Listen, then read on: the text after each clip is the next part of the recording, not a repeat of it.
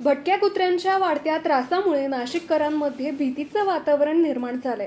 शहरातील रस्ते, चौक आणि सार्वजनिक ठिकाणांनंतर आता महापालिकेच्या सिडको विभागीय कार्यालयातही कुत्र्यांचा मुक्त वावर दिसतोय.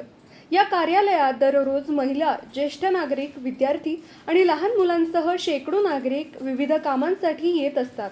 अशा ठिकाणी भटक्या कुत्र्यांचा वावर असल्याने नागरिकांच्या सुरक्षेचा गंभीर प्रश्न निर्माण झालाय. कामाठवाडी परिसरातील डॉग बाईटनंतर झालेल्या मृत्यूची घटना अद्याप ताजी असतानाही परिस्थितीत कोणताही बदल झालेला नाही. निर्जलीकरण आणि लसीकरणासाठी कोट्यवधी रुपयांचा खर्च होत असल्याचा दावा केला जातोय.